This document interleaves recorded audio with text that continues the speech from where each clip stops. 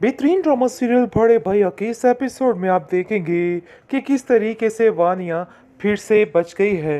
लेकिन जी आप देखेंगे कि अब मोहतात हो चुका है कबीर, क्योंकि अंदर ही अंदर वो समझ गया है। लेकिन घर बचाने के लिए अपने भाई का खामोशी उसने अपना मुकद्दर बना ली है। लेकिन ये बात वो समझ गया है कि अगर वो कुछ बोलेगा तो समीर उसको एक पल के लिए भी अपने घर में नहीं रखेगा, क्योंकि जितनी बड़ी गलती उसने कर डाली है उस काबिल कबूल नहीं है। आप देखेंगे कि समीर जो है अपने भाई से कहता है कि मुझे ऐसा लगता है कि आप मुझसे कुछ छुपा रहे हैं, मुझसे कुछ भी मत छुपाइएगा। आखिर क्या बात है, आप मुझे बता सकते हैं। जिस पर वो साफ साफ मना कर देता है, कहता है कि नहीं, तुम्हें सिर्फ वहम हो रहा है। देखो समीर, ऐसी कोई बात नहीं है। मैं बस अलमीर की वजह से परेशान हूँ कि किस तरीके से अलमीर ने हर चीज़ को ठुकरा कर अपनी मंजिल को शुरू कर लिया। लेकिन अलमीर को बहुत जल्द समझ आ जाएगी जब उसको कबीर की क्वालिटियों का पता चलेगा कि आखिर वो कुछ भी नहीं है। यानी कि आगे जाने के लिए डिग्रियां काम नहीं आती, दिमाग काम नहीं आता, बल्कि कभी कभी इंसान की नीयत ही बड़ी चीज़ होती है और उसकी वजह से ही सब कुछ हो जाता है। बहुत जल्द अंदाज़ा हो जाएगा अलमीर को इस बात का। अभी तो फिलहाल आप देखेंगे कि महविश ये बात टटोलने की कोशिश कर रही है, भाई आखिर क्या बात है, क्या वजह है जिसकी वजह से कबीर इतना परेशान है।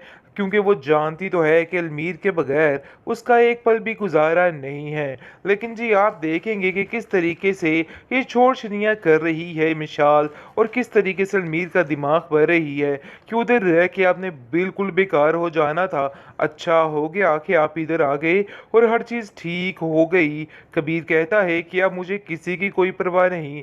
बातों बातों में काफ़ी दचके लगवाने की कोशिश कर रहा है वो वानिया को, और वानिया समझ नहीं पा रही कि आखिर क्या वजह है।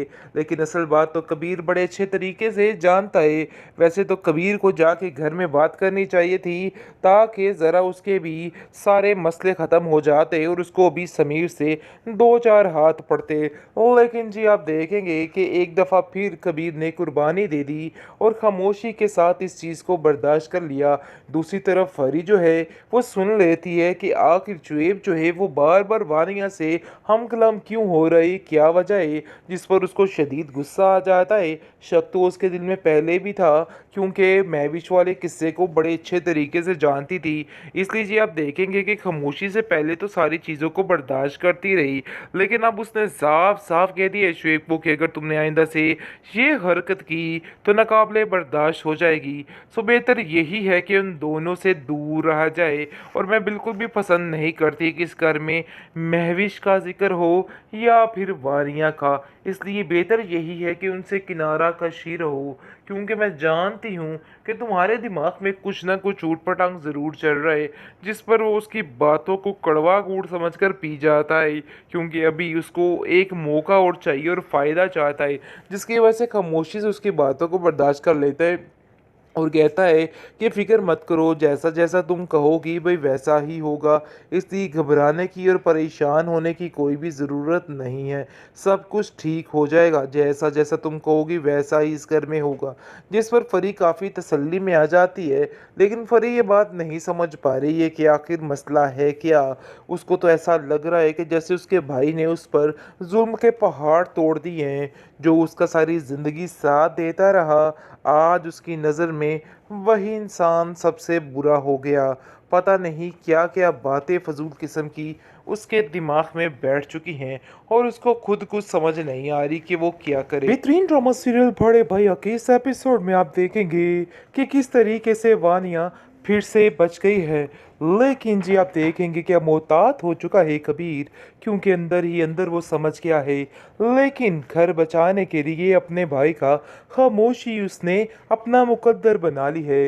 लेकिन ये बात वो समझ गया है कि अगर वो कुछ बोलेगा तो समीर उसको एक पल के लिए भी अपने घर में नहीं रखेगा, क्योंकि जितनी बड़ी गलती उसने कर डाली है उस काबिल कबूल नहीं है।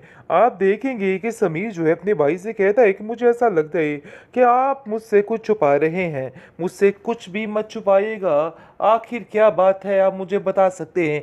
जिस पर वो साफ-साफ मना कर देता है, कहता है कि नहीं, तुम्हें सिर्फ वहम हो रहा है। देखो समीर, ऐसी कोई बात नहीं है। मैं बस अलमीर की वजह से परेशान हूँ कि किस तरीके से अलमीर ने हर चीज़ को ठुकरा कर अपनी मंजिल को शुरू कर लिया। लेकिन अलमीर को बहुत जल्द समझ आ जाएगी जब उसको कबीर की क्वालिटियों का पता चलेगा कि आखिर वो कुछ भी नहीं है।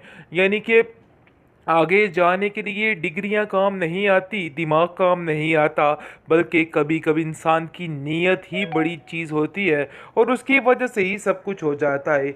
बहुत जल्द अंदाज़ा हो जाएगा अलमीर को इस बात का। अभी तो फ़िलहाल आप देखेंगे कि महविश ये बात टटोलने की कोशिश कर रही है। भई आखिर क्या बात है, क्या वजह है जिसकी वजह से कबीर इतना परेशान है? क्योंकि वो जानती तो है कि अलमीर के बगैर उसका एक पल भी गुजारा नहीं है। लेकिन जी आप देखेंगे कि किस तरीके से ये छोड़-छनियाँ कर रही है मिशाल, और किस तरीके से अलमीर का दिमाग बह रही है कि उधर रह के आपने बिल्कुल बेकार हो जाना था। अच्छा हो गया कि आप इधर आ गए और हर चीज़ ठीक हो गई। कबीर कहता है कि अब मुझे किसी की कोई परवाह नहीं। बातों-बातों में काफ़ी दचके लगवाने की कोशिश कर रहा है वो वानिया को, और वानिया समझ नहीं पा रही कि आखिर क्या वजह है। लेकिन असल बात तो कबीर बड़े अच्छे तरीके से जानता है। वैसे तो कबीर को जाके घर में बात करनी चाहिए थी, ताकि ज़रा उसके भी सारे मसले ख़त्म हो जाते और उसको भी समीर से दो चार हाथ पड़ते। लेकिन जी आप देखेंगे कि एक दफ़ा फिर कबीर ने कुर्बानी दे दी और खामोशी के साथ इस चीज़ को बर्दाश्त कर लिया। दूसरी तरफ फरी जो है वो सुन लेती है कि आखिर शुएब जो है वो बार बार वानिया से हम कलम क्यों हो रही, क्या वजह है, जिस पर उसको शदीद गुस्सा आ जाता है। शक तो उसके दिल में पहले भी था, क्योंकि महविश वाले किस्से को बड़े अच्छे तरीके से जानती थी। इसलिए जी आप देखेंगे कि खामोशी से पहले तो सारी चीज़ों को बर्दाश्त करती रही, लेकिन अब उसने साफ साफ कह दिया शुएब को कि अगर तुमने आइंदा से ये हरकत की तो नाकाबिले बर्दाश्त हो जाएगी। सो बेहतर यही है कि उन दोनों से दूर रहा जाए, और मैं बिल्कुल भी पसंद नहीं करती कि इस घर में महविश का जिक्र हो या फिर वारियां का।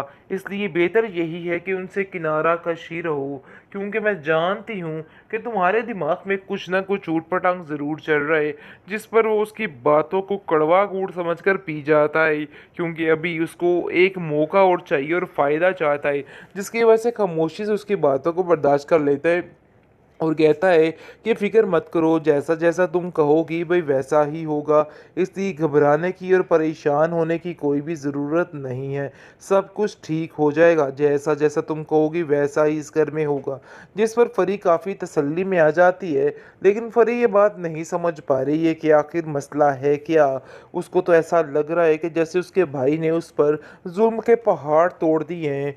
जो उसका सारी ज़िंदगी साथ देता रहा, आज उसकी नज़र में वही इंसान सबसे बुरा हो गया।